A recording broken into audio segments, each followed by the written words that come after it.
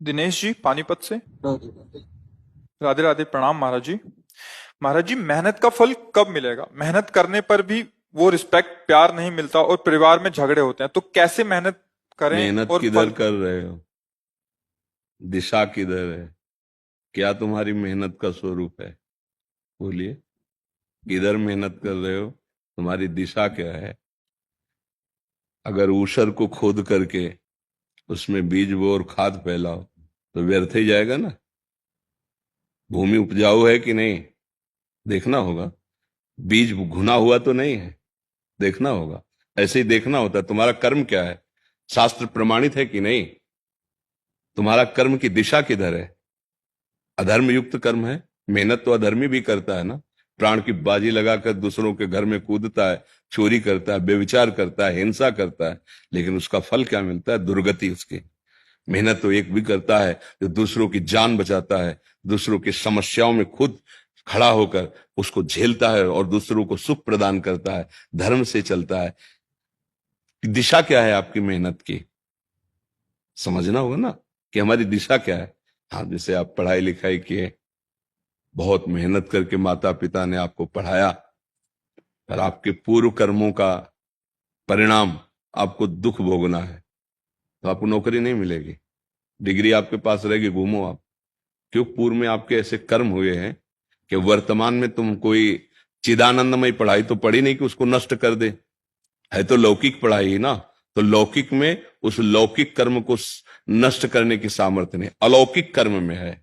हाँ, लौकिक पढ़ाई पढ़ते हुए यदि तुम धर्म निष्ठा से चलकर माता पिता की वंदना करते हुए, नाम जप करते हुए, यह है अलौकिक बाण जो नष्ट कर देगा उस कर्म को, वो आगे विधान बना देगा।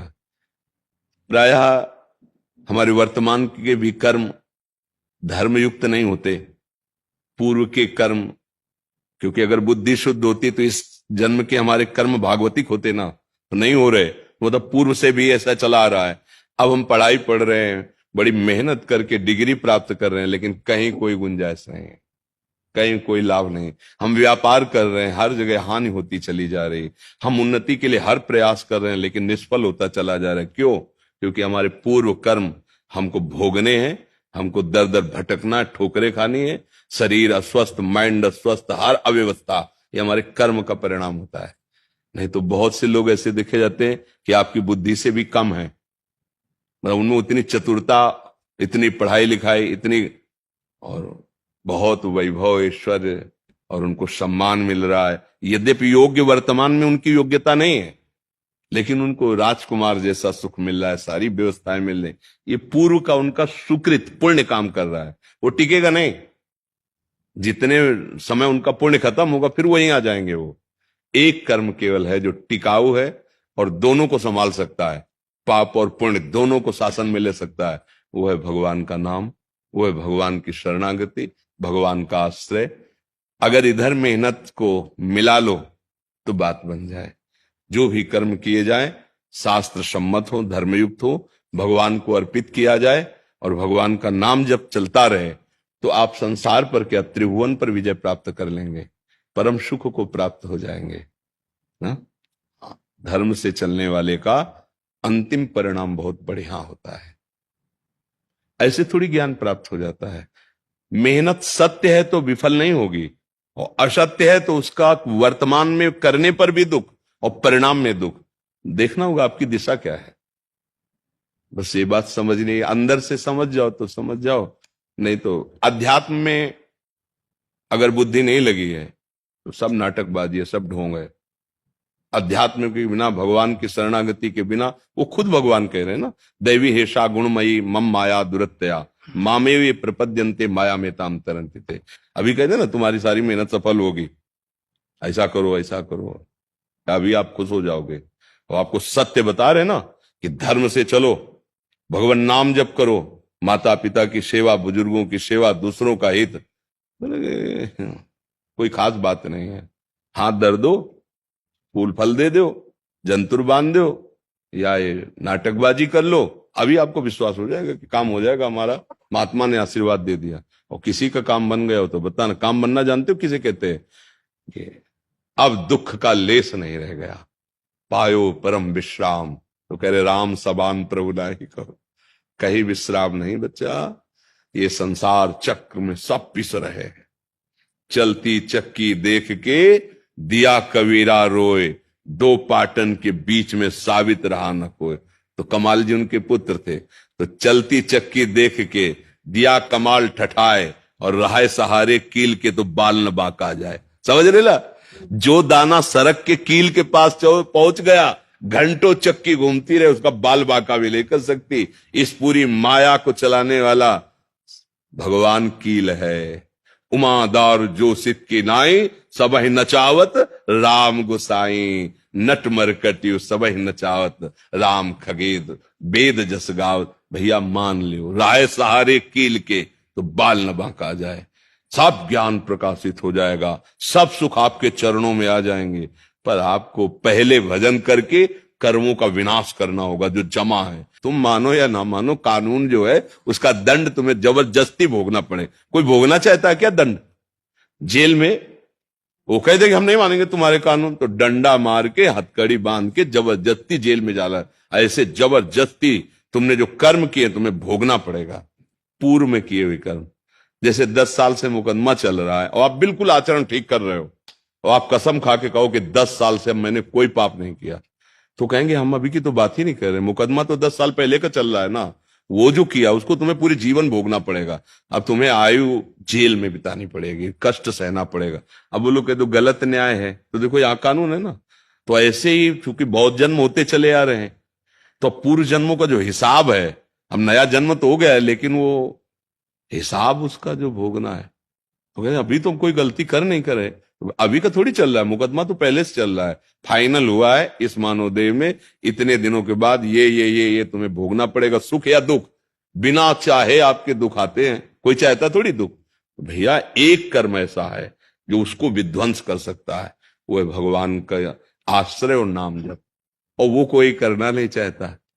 हम ये देख रहे हैं, हाँ प्राय हमें शुगर है, हमें कैंसर, डॉक्टर के पास जाओ, वो समझते हैं कि कलावा बांध देंगे, छू कर देंगे, आशीर्वाद दे देंगे। भूल में मत रहना, बड़े बड़े ब्रह्म ऋषियों को, महात्माओं को जो शारीरिक रोग हुए ना, भोगे हैं। क्या समझते हो? ये किडनी ठीक होना कोई बहुत बड़ी बात है क्या? कुछ नहीं है। पर अगर ये तो फिर वो नहीं, और वो तो फिर ये, इसकी सत्ता रहे, इसलिए भोग लेते हैं। बड़े बड़े कैंसर है, अमुक अमुक कष्ट है, भोग लेते हैं। तो आप समझो इतना बड़ा महापुरुष रामकृष्ण परमहंस जी, भगवान कहे गए, गले में कैंसर था, तो तुम चाहते हो ऐसे छूछा आशीर्वाद दो तो तुम्हारा ठीक हो जाएगा? अब थोड़ी तो बुद्धि लगाओ यार। भाई जी हनुमान प्रसाद पोद्दार जी, विश्व का कल्याण करने वाली मूर्ति, आज भी उनकी कलम से जो लिखा हुआ है हजारों को साधक और सिद्ध बना रहे हैं। उनके वचन, उनके उदर में कैंसर था, भयानक पीड़ा, भयानक कष्ट सही। समझो, एक महात्मा 108 गोपाल शास्त्र नाम का रोज पाठ करते थे, और गिरिराज जी की रोज परिक्रमा और भिक्षा वृत्ति से रहते, लकवा मार गया ऐसे। तो पुजूड़िया बाबा, हरि बाबा, ये बड़े महापुरुष थे, समीप गए और कहा महाराज मुझे पता है, आप एक संकल्प कर लो तो पूरे विश्व का लकवा ठीक हो जाए, आप क्यों इतना? तब उन्होंने कहा स्वामी जी काहे को विनोद करते हो? ब्रह्मास्त्र का प्रयोग मच्छर मारने के लिए थोड़ी किया जाता है। ये शरीर तो छूटेगा, आज नहीं तो कल छूटेगा, अब इसका जो भोग है भोग लेंगे। इतना बड़ा भजनानंदी महात्मा अपने रोग को सह रहा है, सत्य बात यह है। और तुम चाहते हो कि तुम्हें कोई जंतुर बांध दे, छूछा कर दे, हाथ रख दे, तुम निरोग हो जाओगे? पागल हो। कर्म अवश्य में भोक्तव्यम, नाम जप करो, भगवान का आश्रय लो, जो दुख सुखावे भगवान के सहारे सह जाओ, अगला सुधार लो, अगली बात संभाल लो, आगे के दुख मिटा दो, वो भगवान का आश्रय। अब हमें तो यही अध्यात्म से पता चला है कि भगवान की शरणागति के बिना दुखों का नाश नहीं। अब व्यर्थ की मेहनत करो तो बात अलग है, पढ़ाई पढ़ रहे हो आपका कर्तव्य है, परिवार के सेवन के लिए धन चाहिए आपका कर्तव्य है, आप अपने कर्तव्य का पालन करें। अगर कर्तव्य के पालन में दुख सुख आ रहा है तो उससे निरपेक्ष रहना पड़ेगा। ऐसा नहीं कि आपका पूर्व कर्म बिगाड़ने के लिए तैयार है और आप अपने इस समय की पढ़ाई से आप सुख प्राप्त कर लेंगे। एक बात है, अगर नाम जप करोगे तो समझ जाओगे। अब ये आप देख लीजिए, हमारी बात वैसे कम समझ में आएगी, क्योंकि वो बुद्धि संसारिक होती है ना, तो ये अध्यात्म समझ में नहीं आता, ऊपर से निकल जाती है। अगर इतनी समझ में आ जाए, राधा राधा राधा राधा राधा, अब चाहे मरूं चाहे जीऊं चाहे जो हो परिस्थिति, राधा राधा नहीं छोड़ूंगा, फिर आप बता देना, विध्वंस कर देगा नाम सारे अशुभों को। जरूरी थोड़ी वो जो सृष्टि बनाया है किसी सहयोगी से नहीं, अपने आप से बनाया है, और जब उससे सीधा कनेक्शन है, वो कैसे देगा तुम्हें पता ही नहीं, कैसे देगा, वो कैसे महान आपको बना देगा, वो सामर्थ्यशाली है। हमें तो यही विश्वास है, और यही बात हमें संतों की कृपा से, शास्त्र की कृपा से समझ में आई, और शायद आप भगवान की कृपा पात्र हैं कि यही बात सुनने को आपको मिल रही है। नहीं तो ये बातें भी सुनने को नहीं मिलती। हाँ, बातें ले सुनने को, वहां ऐसा कर दो वैसा हो जाए, राधा राधा राधा राधा जहां श्री राधा वहां कोई नहीं बाधा है।